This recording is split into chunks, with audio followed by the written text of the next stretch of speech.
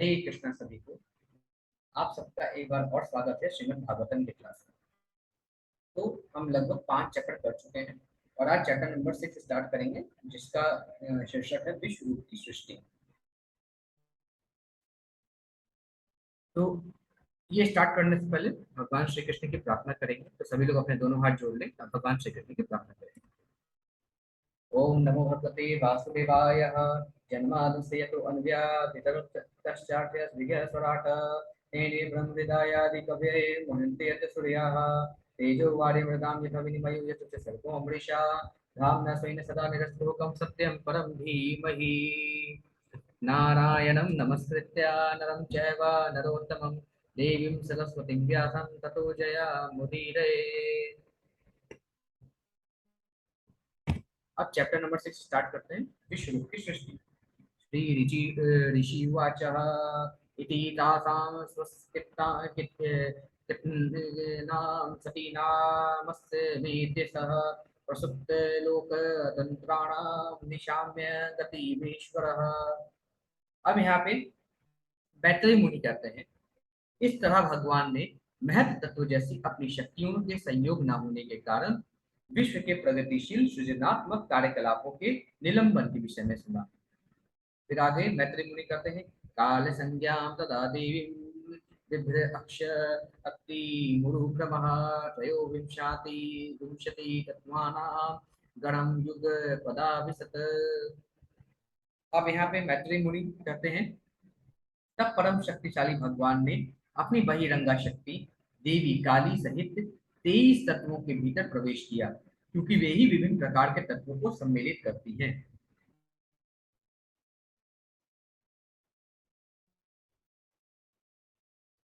फिर आगे मैत्री मुनि कहते हैं, सु अनु प्रविष्टो भगवान सचेष्टा रूपेण गतम गहम भिन्नम संयोजयामास सुप्तम कर्म प्रबोधयन्। फिर यहाँ पे मैत्री मुनि कहते हैं, जब इस तरह जब भगवान अपनी शक्ति से तत्वों के भीतर प्रविष्ट हो गए तो सारे जीव प्रबुद्ध होकर विभिन्न कार्यों में उसी तरह लग गए जिस तरह कोई व्यक्ति निद्रा से जगकर अपने कार्यों में लग जाता है। फिर आगे मैत्री मुनि कहते हैं, प्रबुद्ध कर्मा दैवेना त्रयोविंशति को गणः प्रेरितो अजन्य अतस्वाभीर धीमार्तधीरधी पुरुषम। फिर मैत्री मुनि कहते हैं, जब परम पुरुष की इच्छा से 23 प्रमुख तत्वों को सक्रिय बना दिया गया तो भगवान का विराट विश्व रूप शरीर प्रकट हुआ।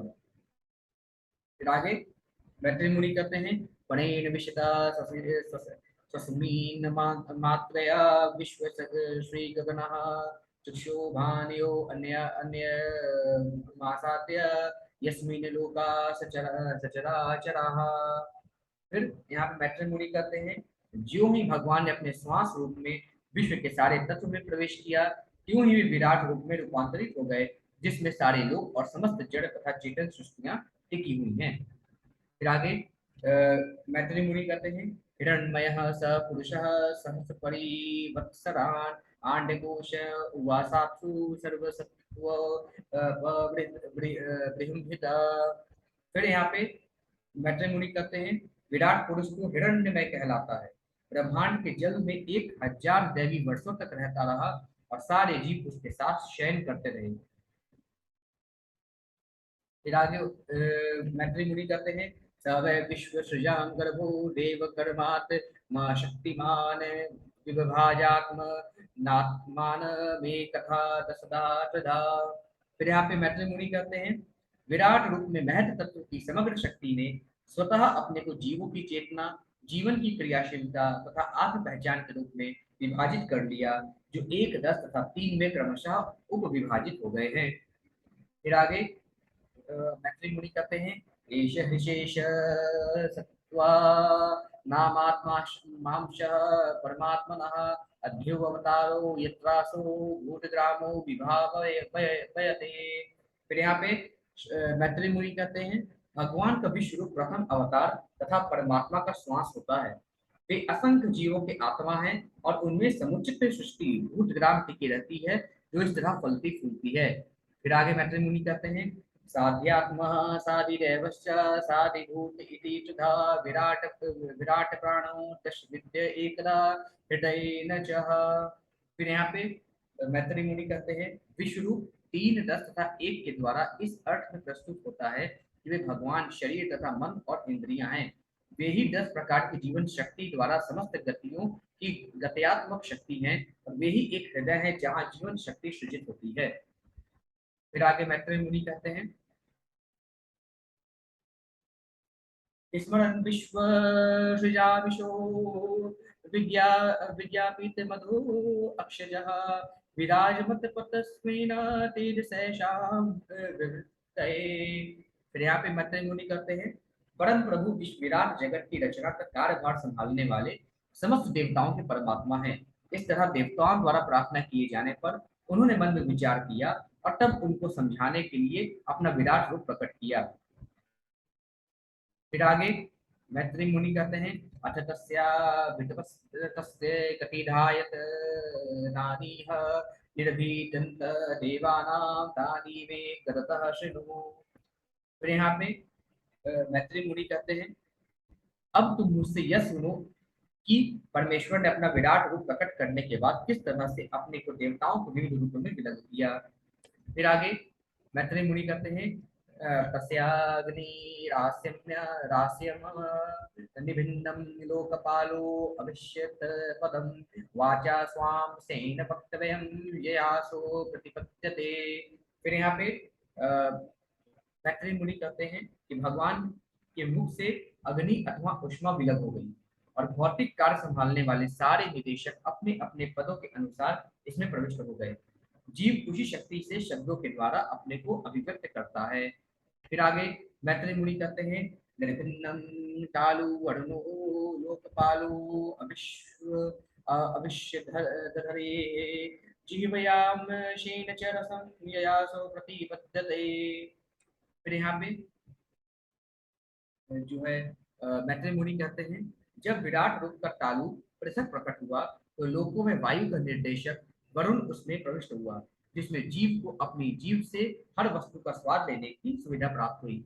फिर आगे जो है मैत्री मुनि कहते हैं, निर्भिन्नेश्विनो नासे विष्णुराविशताम प्रदम घ्राणे नाम शेन गंधस्य प्रतिपत्ति यतो भवेत्। तो यहाँ पे जो है मैत्री मुनि कहते हैं, जब भगवान के 2 नथुने प्रकट हुए तो दोनों अश्विनी कुमार उनके भीतर अपने अपने पदों पर प्रवेश कर गए। इसके फलस्वरूप जीव हर वस्तु की गंध सुन सकता है।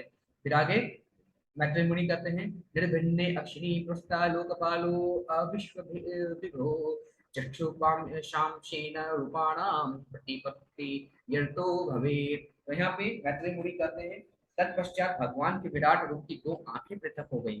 प्रकाश का निर्देशक सूर्य दृष्टि के आंशिक प्रतिनिधित्व के साथ उनमें प्रविष्ट हुआ, जिससे जीव रूपों को देख सकते हैं। फिर आगे मैत्री मुनि कहते हैं, निर्भिन्नानस्य चरमाणि लोकपालो अनिलो अविशत प्राणे नाम सेन संस्पर्शम ये नासो प्रतिपद्यते। फिर आगे यहाँ पे मैत्री मुनि कहते हैं, जब विराट रूप से त्वचा पृथक हुई तो वायु का निर्देशक देव अनिल आंशिक स्पर्श से प्रविष्ट हुआ, जिससे जीव स्पर्श का अनुभव कर सकते हैं।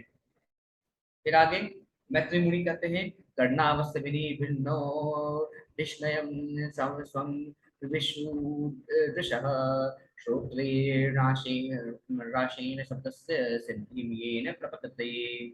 फिर आगे यहाँ पे मैत्री मुनि कहते हैं, जब विराट रूप के कान प्रकट हुए तो सभी दिशाओं के नियंत्रक देव श्रवण तत्व समेत उनमें प्रविष्ट हो गए, जिससे सारे जीव सुनते हैं और ध्वनि का लाभ उठाते हैं।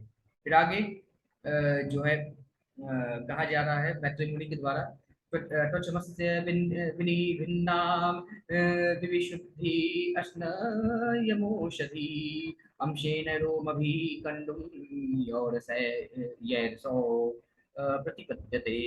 तो यहाँ पे कहा गया है मैत्री मुनि के द्वारा, जब चमड़ी की पृथक अभिव्यक्ति हुई तो अपने विविध अंशों समेत संस्पर्श नियंत्रक देव उसमें प्रविष्ट हो गए।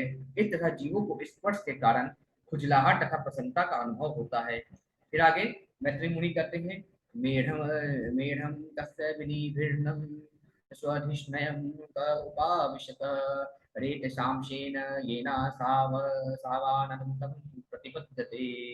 फिर यहाँ पे मैत्रेय मुनि कहते हैं, जब विराट रूप के जननांग पृथक हो गए तो आदि प्राणी प्रजापति अपने आंशिक वीर समेत उनमें प्रविष्ट हो गए और इस तरह जीव यौन आनंद का अनुभव कर सकते हैं।